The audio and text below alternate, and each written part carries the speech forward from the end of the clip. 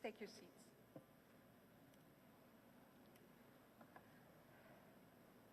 Good morning and welcome to the second iteration of the Foreign Policy Address organized by the Legislative Liaison Unit of the Department of Foreign Affairs, an event envisioned to serve as a platform for legislators to discuss relevant topics on foreign policy and legislation that permeate the national discourse.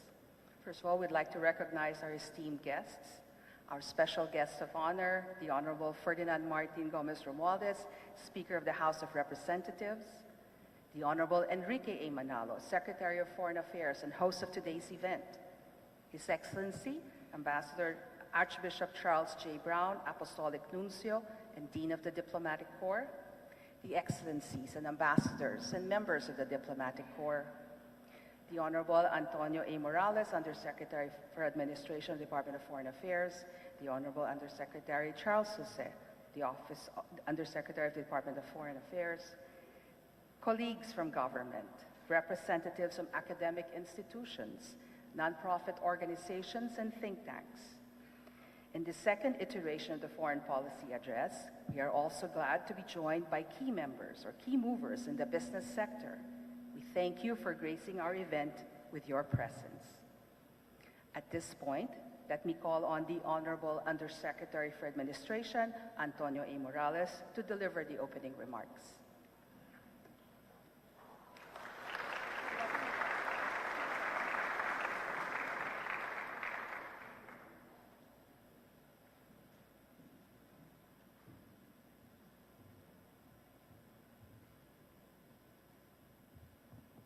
Honorable Ferdinand Martin G. Romualdez, the Speaker of the House of Representatives, Honorable Enrique Manalo, Secretary for Foreign Affairs, His Excellency Archbishop Charles Brown, Apostolic Nuncio and Dean of the Diplomatic Corps, Excellencies, Ambassadors, members of the Diplomatic Corps, Undersecretary Charles Jose, Undersecretary Felipe Egargo of the Department of Labor and Employment, Undersecretary Alan Hefty of the DTI, USEC Juan Victor Llamas of the Department of Interior and Local Government, USEC Wilford Wong of the Department of Budget and Management, USEC Bernardino Sayo of the Presidential Legislative Liaison Office, USEC Agapito Guanlao of the PLLO, President Jose Arnulfo Veloso of the Government Service Insurance System,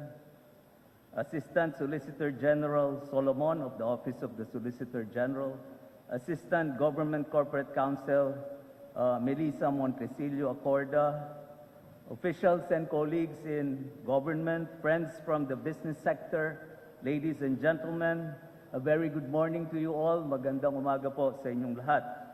With pleasure and much anticipation, I would like to open today's event by extending a very, very warm welcome to you all to the Bulwagang Apolinario Mabini of the Department of Foreign Affairs. Today, we are all excited to hear from the Speaker of the House of Representatives on his insights on new initiatives to foster growth of business in the country, to generate employment and to improve the economic lot of our people. When the Foreign Policy Address was conceptualized, it was envisioned to be a vehicle for our partners in Congress to engage with the Department of Foreign Affairs and foster discourse on Philippine foreign policy with the participation of our friends from the academe, the civil society, and the general public. We highly appreciate the active participation of the legislative leadership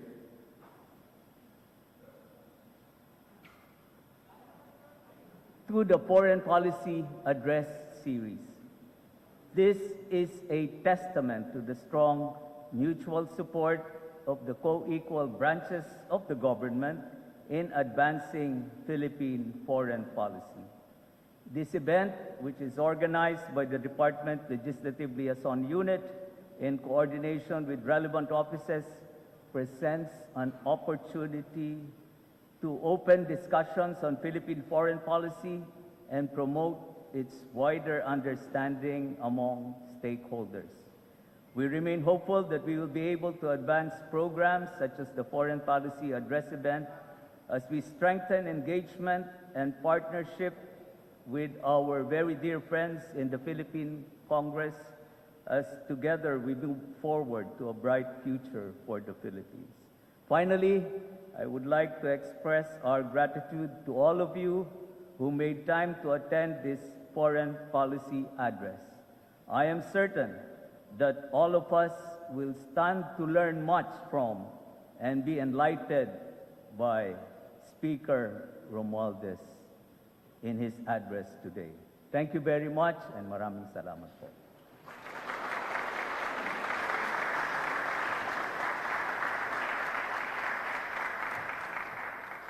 Thank you very much, Undersecretary Morales, for those words, and we all share your hope for further collaboration with the Philippine Congress through engaging foreign policy address events with increasing and expanding and diversifying audience in the future. Now, allow me to introduce our guest of honor and speaker.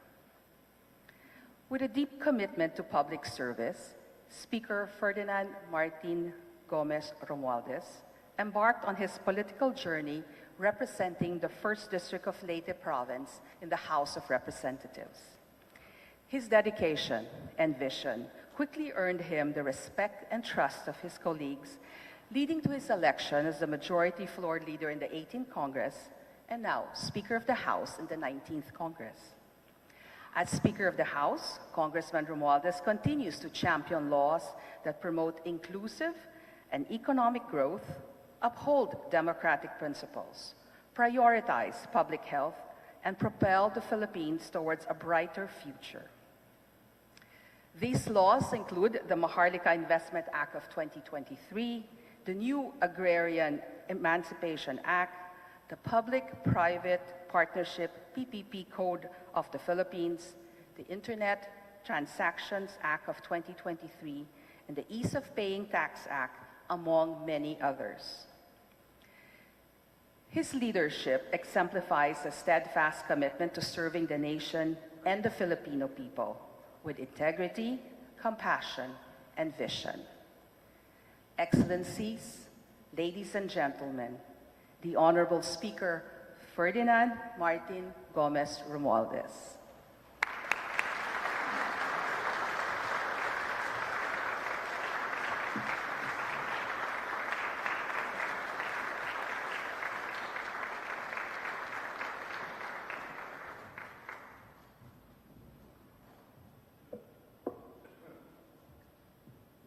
Thank you so very much. Please take your seats. And of course, what a wonderful day it is to be here at the DFA. And I'm admiring your new facility. And indeed, we shall continue to support the department in your budget to make sure that this facility of the DFA continues. Thank you so much to my friend Ambassador Kuki for the warm and kind introduction. I'd like to, of course, thank my very good friend, the Secretary of Foreign Affairs, Enrique A. Manalo, for your leadership. And I'd like to salute you and applaud you and your team for such a wonderful job you've all been doing these past 2 years that we've been working together. Congratulations. Let's give them all a round of applause. Of course, His Excellency, another friend of ours, Archbishop Charles J. Brown, the Apostolic Nuncio and Dean of the Diplomatic Corps. Please give him a hand, for he leads us. And I know he prays for us a lot. The Excellencies and Ambassadors and members of the Diplomatic Corps, Honorable Antonio A. Morales, our Undersecretary for Administration of the DFA, Honorable Charles C. Jose, the Undersecretary for Multilateral Affairs and International Economic Relations, Honorable Eduardo Jose A. de Vega, Undersecretary for Migration Affairs for the DFA, the Honorable Alan B. Jetty, the Undersecretary for International Trade Group of the DTI, His Honorable Juan Victor Llamas, the Undersecretary for External Legal and Legislative Affairs of the DILG, Honorable Wilfred Wong, the Undersecretary for the Department of Budget and Management, Honorable Felipe Egardo, Jr., Undersecretary of the Department of Labor and Employment, Honorable Bernardino Sayo, the Undersecretary for Presidential Legislative and Liaison Office, Honorable Agapito Guanlao, the Undersecretary of the Presidential Legislation Liaison Office, Honorable Arnulfo Wick Veloso, the PGM of the GSIS, Honorable Rafael Consing, the President of the Maharlika Investment Corporation, Honorable Jesus Nathaniel Martin V. Gonzalez, the OIC of the Office of the Undersecretary for Administration and Finance, Department of Transportation, Honorable Ana Esperanza R. Solomon, Assistant Solgen, Honorable Melissa Montecillo Acorda, the Assistant Government Corporate Counsel, officials and colleagues from other government agencies, friends from business, the business sector, like my friend Kevin Tan, who's always been with us, among others, supporting the President and the administration's efforts. Ladies and gentlemen, my friends, today I stand before you in a world profoundly changed. The pandemic, a brief, well, at least the memory of pain is short, yet intense period, exposed the depth of our global interconnectedness or interconnectivity. It's demonstrated vividly how challenges faced in one corner of the globe can ripple across continents, affecting us all.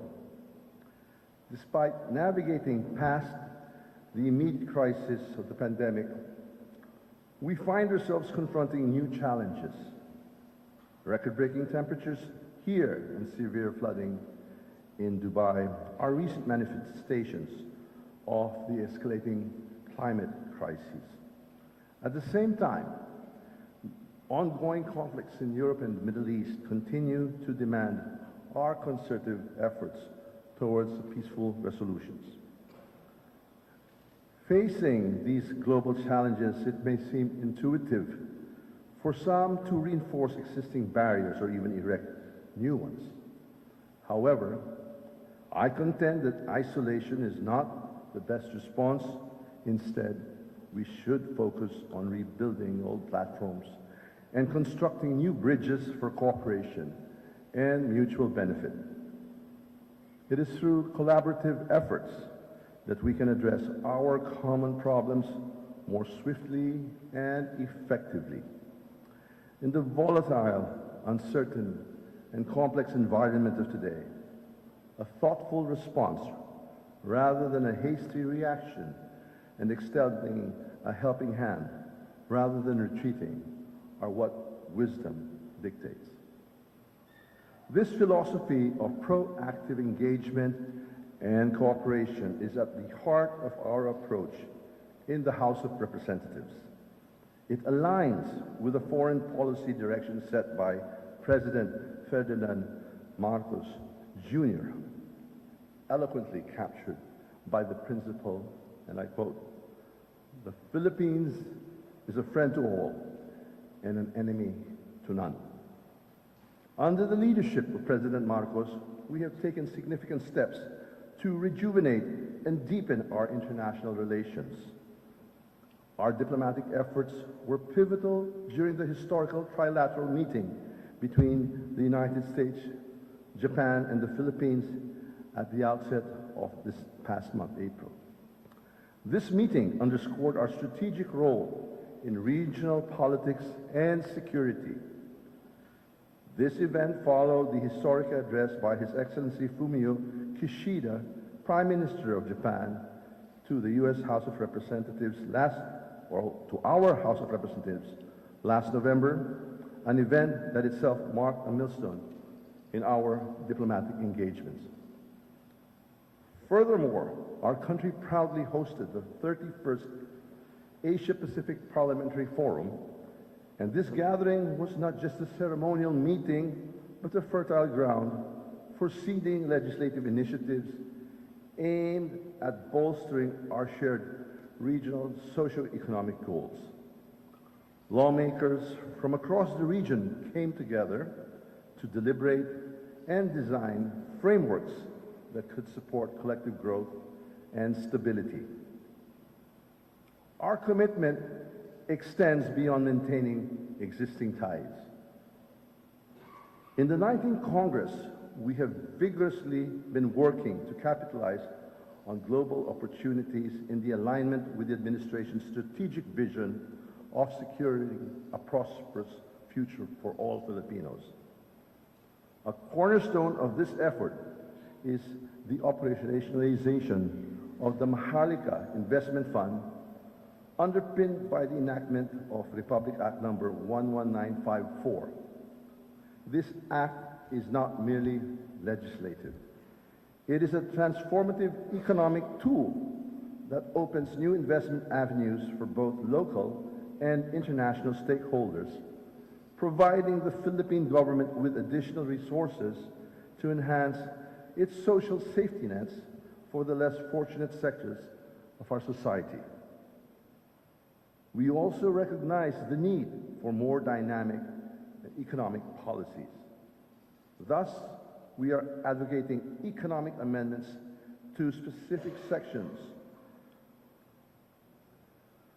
of Articles 12, 14, and 16 of the Philippine Constitution. These amendments aim to introduce the phrase, unless otherwise provided for by law, granting Congress the ability to make legislative adjustments swiftly in specific economic sectors in response to global and local economic shifts.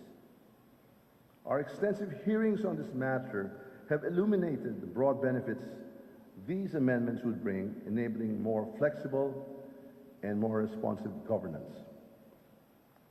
By enabling these adjustments, we can significantly enhance the Philippines' stature as an attractive destination for investments. More investments mean more resources, which support sustained economic growth.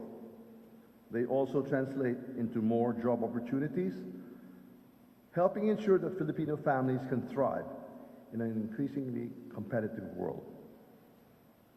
In recent years, the House of Representatives has championed significant reforms that have reshaped the economic and social landscape of the Philippines.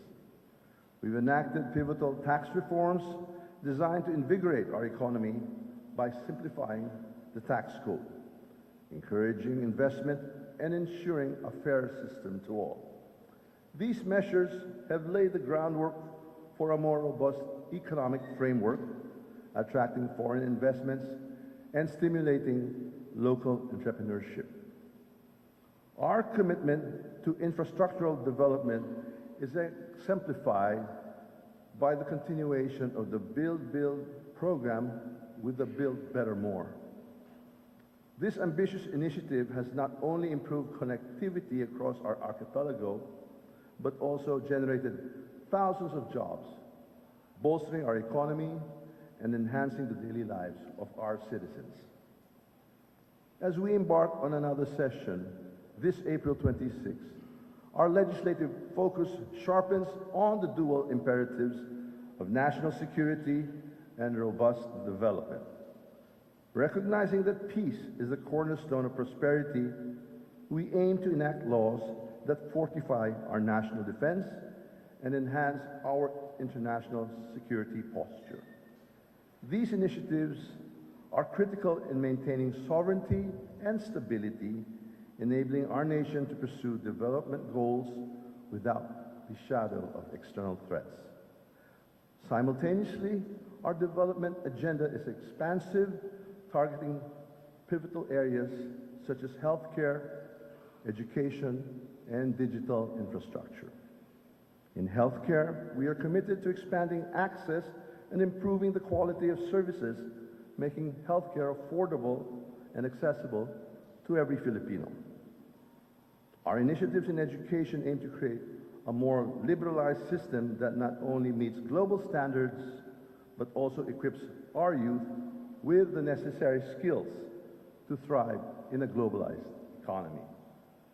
Additionally, by enhancing our digital infrastructure, we aim to ensure that every Filipino can benefit from the digital revolution, bridging digital divides and fostering economic inclusivity. The relationship between peace, security, and development is not linear, but cyclical and self-reinforcing. By strengthening peace and security, we can create an environment conducive to economic activities and developing initiatives. These, in turn, contribute to further stabilizing our nation by reducing poverty, creating jobs, and improving living standards, which in turn diminishes the likelihood of social unrest. This virtuous cycle is thus fundamental to sustainable development and is a cornerstone of our legislative agenda. As we look to the future, our goals are ambitious. We aim not only to continue our current path, but to accelerate our efforts. We are exploring innovative legislative measures that promote technological advancement and environmental sustainability. These initiatives are designed to ensure that the Philippines not only keeps pace with global trends, but also sets a benchmark for innovation and responsible governance.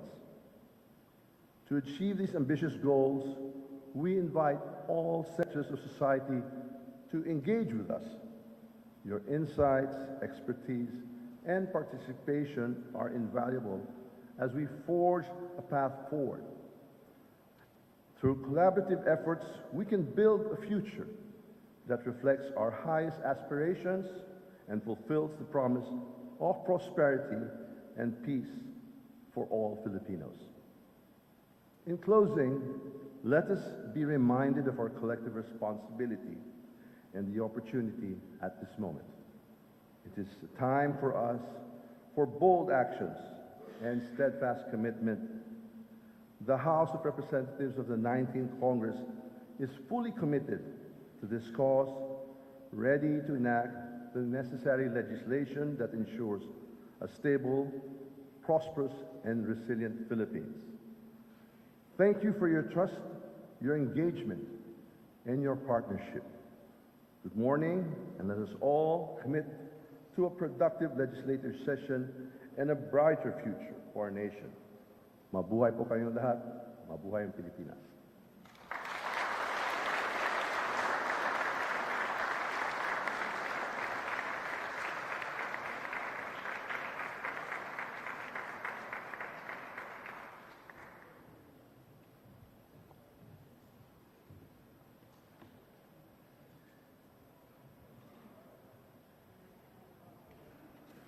Thank you. Please take your seats. Thank you, Speaker Romualdez, for that very thought-provoking and timely keynote address. May we now call to the front of the auditorium the Secretary for Foreign Affairs, Enrique A. Manalo, Undersecretary Tony Morales, Undersecretary Charles Jose, ASEC Bernie Candolada, Chief Coordinator Bernie Fernandez, ASEC Ariel Peñaranda, to present the token of appreciation to the Honorable House Speaker for being our guest of honor in today's Foreign Policy Address event.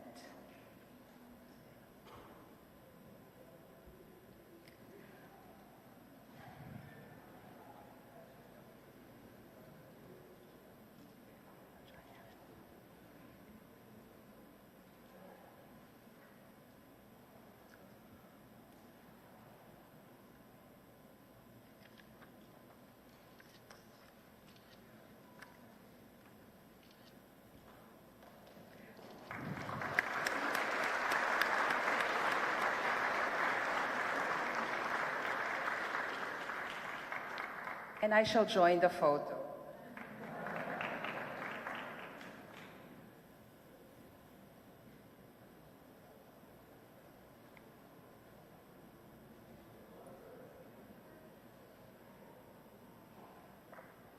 Thank you very much, Speaker Martin Romualdez. Now, this concludes the second DFA Foreign Policy Address. And on behalf of the Legislative Liaison Unit of the Office of the Secretary, we thank you all for attending today's event. Thank you, ladies and gentlemen. We invite you all to partake of some refreshments at the lobby, and good morning to all. Thank you.